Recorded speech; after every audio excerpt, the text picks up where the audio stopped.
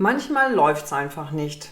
Dieses Bild sollte eigentlich fertig sein, aber es war so langweilig, dass ich es nicht zeigen wollte. Also habe ich die Spachtelmasse rausgeholt und noch einmal von vorn angefangen.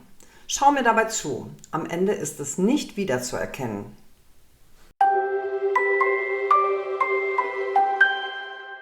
Dieses Spitzendeckchen ist von meiner Oma gehäkelt worden und ich dachte, es wäre eine tolle Idee, das in ein Bild einzuarbeiten, aber so wie das Bild geworden ist, gefällt es mir einfach nicht. Ich habe mir ein Stückchen Jute rausgesucht und von einer Pralinenschachtel diese Abdeckhülle. Und das ist im Grunde wie Wellpappe, nur so ein bisschen feiner, ein bisschen anders im Material, ein bisschen weicher auch. Und das Ganze reiße ich jetzt erstmal zurecht in einen größeren Streifen. Also reißen deshalb, weil ich nicht diese gerade Kante haben möchte.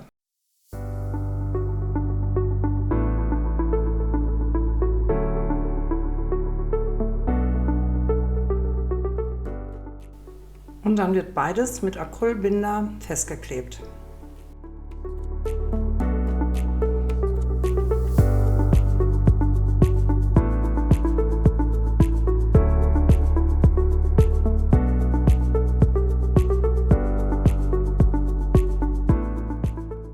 Und mit dem Acrylbinder streiche ich auch über das Papier, damit das Papier sehr gut versiegelt wird für die nächsten Farbschichten.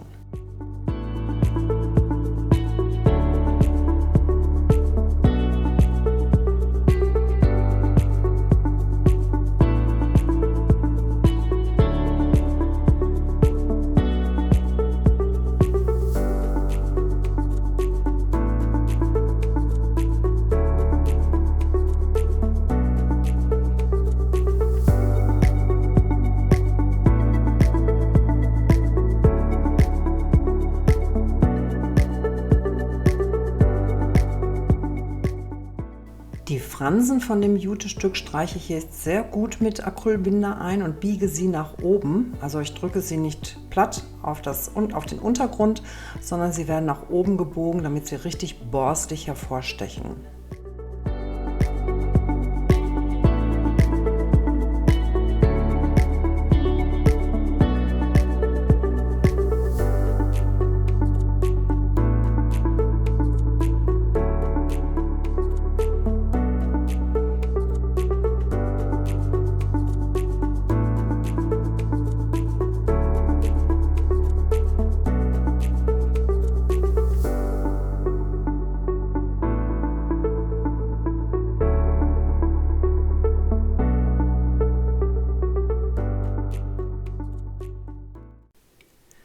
Nach 2 Tagen ist das gut durchgetrocknet und jetzt kann man auch hier bei der Jute sehen, wie die Fransen nach oben stehen, also das Ganze sehr rustikal aussieht.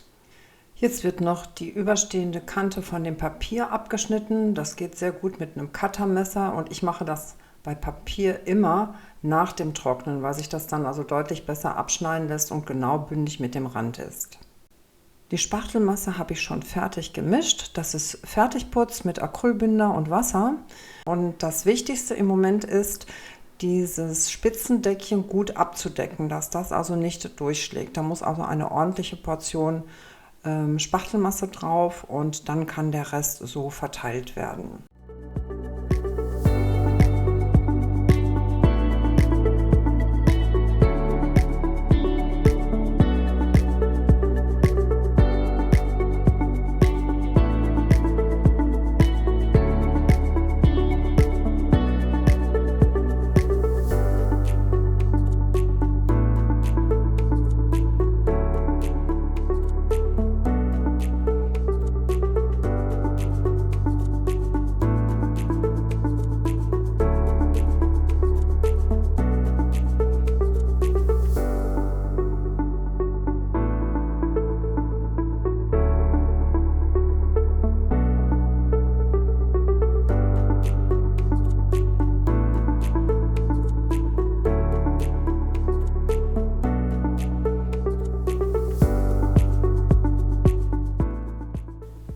Und hier übernehme ich die Struktur der Jute einfach in den Fertigputz. Das sieht dann ganz nett aus nochmal als Strukturergänzung.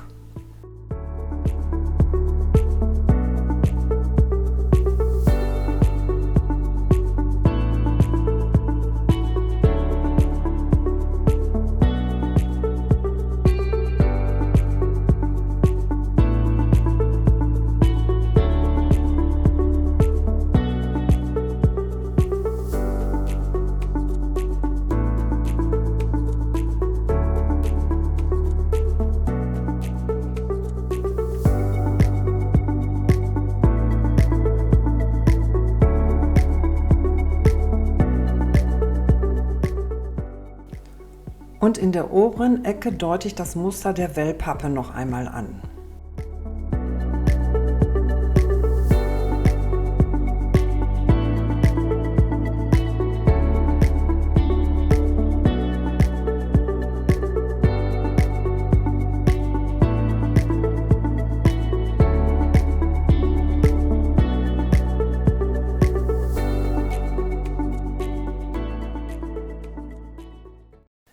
Nach dem Trocknen muss der Fertigputz geschliffen werden.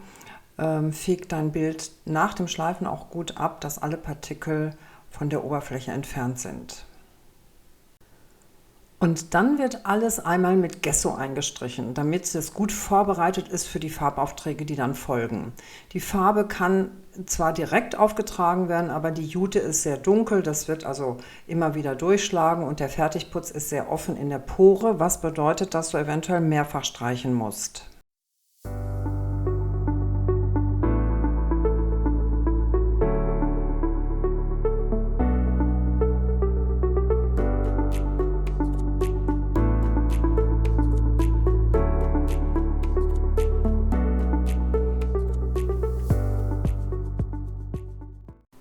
Ich lasse auch das Gesso durchtrocknen einen Tag und dann kann es endlich mit Farbe losgehen. Ich brauche trotzdem viel Weiß, ein dunkelbraun, ein Schiefergrau und ein helles Blau.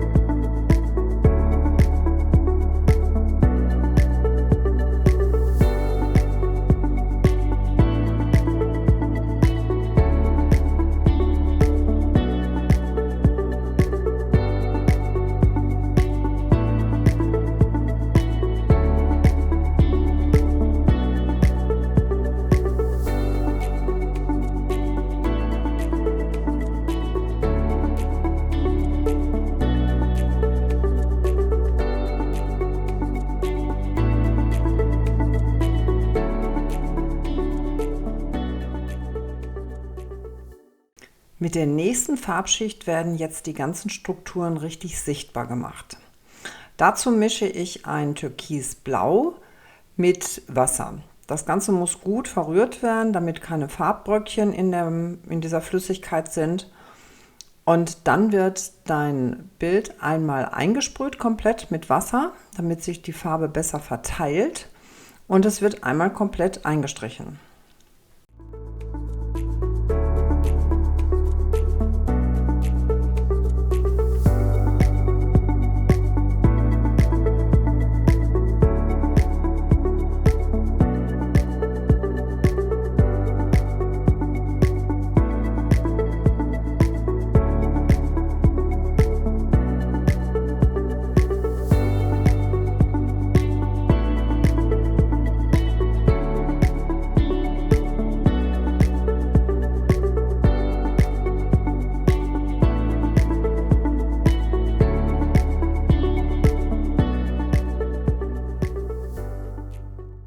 Als die Schicht trocken war, habe ich gemerkt, das ist mir etwas zu blau. Und deshalb wiederhole ich noch einmal diesen flüssigen Farbauftrag mit dem Schiefergrau, auch ganz stark verdünnt.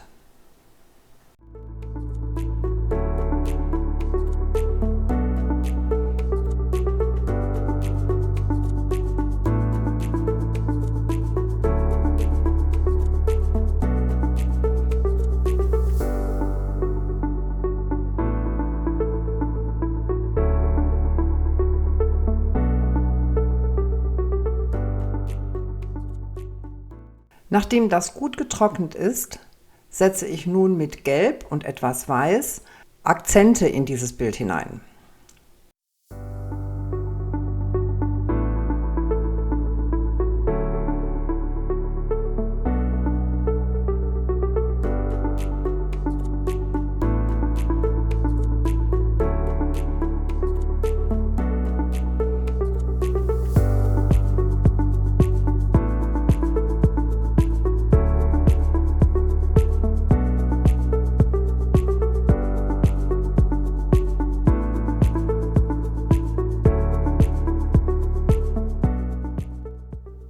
Und wenn dir das Video gefallen hat, freue ich mich über ein Like, abonniere meinen Kanal und klicke auf die Glocke.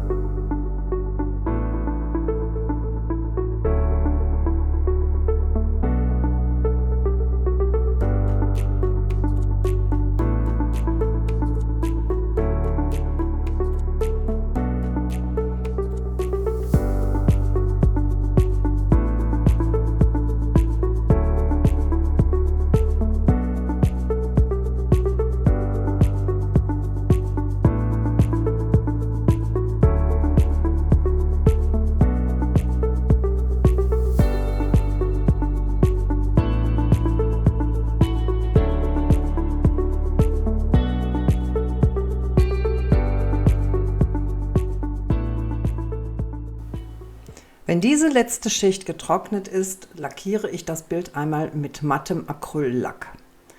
Erinnerst du dich noch an das Bild mit dem Spitzendeckchen zu Beginn?